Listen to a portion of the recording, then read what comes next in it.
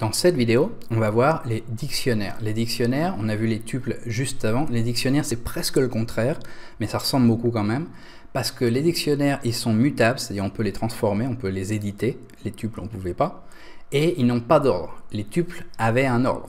Donc ça, c'est la première chose à savoir. Et après, comment penser un petit peu un dictionnaire en programmation? C'est pareil qu'un vrai dictionnaire, c'est pour ça que ça s'appelle comme ça. C'est-à-dire tu as une clé, tu as un nom qui t'aide à chercher, et après tu as une valeur, qui peut être par exemple la définition. Donc là, l'exemple que je donne en anglais, c'est si tu as par exemple oiseau, ici, bird, tu pourras avoir la description, dans un dictionnaire, tu cherches oiseau, tu vas avoir la description d'un oiseau. C'est un animal qui peut voler, qui a des ailes, qui a des plumes, etc. Donc on va chercher un nom, et on va avoir une définition. Un autre bon exemple pour les dictionnaires, c'est un annuaire de téléphone, par exemple, où on va avoir un nom, et après on va avoir un téléphone. Donc à chaque fois, il y a une clé, et après il y a une valeur qui est ce qu'en général on veut chercher. Donc là, c'est exactement l'exemple qu'on va prendre. On va créer un annuaire de téléphone, un phone book en anglais. Donc my phone book. Et on va dire égal, pour le créer, égal, dic avec un D majuscule, et après on ouvre les parenthèses. S'il n'y avait pas de dic et que c'était que des parenthèses, c'était une tuple, mais avec dic, ça devient un dictionnaire. Et vous voyez, dedans, c'est pas la même chose. Donc ici, j'ouvre un string, je mets le nom que je voulais, et après je vais faire une flèche avec un égal et un signe supérieur, et après on met le numéro de téléphone avec un string. Après on va séparer tout ça avec des virgules, hein, on a des virgules ici, et on va continuer à en rajouter exactement de la même manière jusqu'à ce qu'on ait fini, et là on met plus de virgules, on ferme les parenthèses. Donc, quand je fais ça, on voit que ça me crée un dictionnaire de string à string, parce que c'était que des strings et que des strings.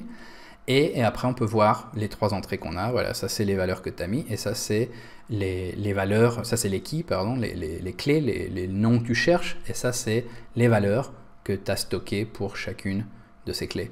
C'est la définition, si tu veux. Maintenant, à quoi ça sert? Ça sert quand on veut après l'utiliser. Hein, et je dis, bon, bah, my phone book, Sephiroth, c'était quoi son téléphone?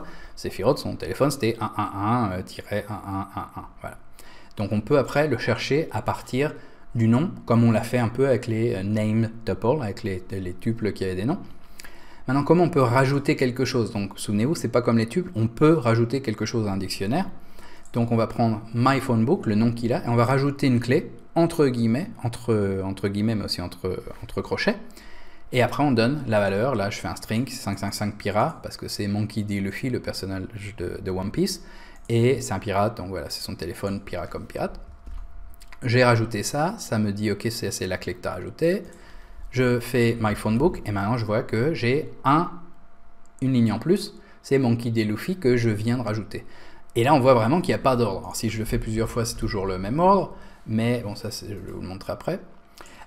C'est toujours le même ordre parce que, bon, d'une manière ou d'une autre, il faut bien qu'on puisse me montrer le contenu du dictionnaire. Mais regardez, c'est pas l'ordre alphabétique parce qu'il y a un S avant, un S après. C'est pas l'ordre où j'ai créé le dictionnaire parce que Monkey D. Luffy, je viens de l'ajouter, il devrait être à la fin. Donc voilà, il n'y a pas d'ordre dans les dictionnaires, mais on peut les éditer. Maintenant, si je veux rajouter un autre, on a déjà vu, il y a une erreur. Pourquoi il y a une erreur ici? Je rajoute un nom comme avant et je mets un téléphone. Oui, mais ce téléphone là, c'est un int. Là, c'était que des strings. D'ailleurs, le dictionnaire ici, il me dit, ah regarde, c'est string à string. Et là, je rajoute un int. Donc, il me dit, non, c'est pas possible, tu me donnes un int. Moi, je suis un dictionnaire de string. Donc, comment tu peux arranger ça? Eh bien, tu peux lui donner un peu de flexibilité au début quand tu le crées. Tu dis, ok, multi-type phone book, je crée un nouveau phone book. Et là, ça va être un dictionnaire. Et je donne toutes les valeurs comme avant, mais j'en rajoute une. Ça, j'aurais pu en changer une autre. Hein. Et là, je donne un int. Donc maintenant, c'est que des clés qui sont toutes des strings. Par contre, les valeurs, les définitions, peuvent être soit des strings, soit des int. Et alors là, la différence, c'est qu'à la place d'avoir string, comme on avait ici, hein, on a string any. Any comme n'importe quoi, comme tout, ça peut être plusieurs choses. Donc c'est pour ça maintenant il est capable d'accepter si vous lui donnez un int ou si vous lui donnez un string, parce que c'est plus un dictionnaire de string à string, c'est de string à n'importe quel type. Donc voilà, c'est comme ça qu'on a créé ce nouveau dictionnaire. Maintenant, si on veut enlever quelque chose du dictionnaire, on peut faire ça puisqu'on peut éditer un dictionnaire, il est mutable. On va faire pop, la fonction pop comme ça, avec un point d'exclamation. On voit qu'il y a un point d'exclamation ici. Après, on ouvre les parenthèses et il faut bien dire, bon, bah, tu veux faire pop à quoi? Bon, je veux faire pop à my phone book, hein, le phone book que j'ai créé. Et je vais vouloir enlever quelque chose, il faut bien que je l'appelle avec un nom, donc je vais le faire avec Sephiroth. Donc je vais faire pop, point d'exclamation, sur myphonebook et je vais enlever Sephiroth. Quand je fais ça, ça me donne le téléphone qu'avait Sephiroth avec tous les 1. Si je voulais, j'aurais pu le garder dans une variable, et comme ça je ne le perds pas forcément. Mais bon, voilà, je l'ai enlevé, c'est ce que je voulais. Myphonebook, je le regarde, Sephiroth n'est plus là, puisque je viens de l'enlever avec pop.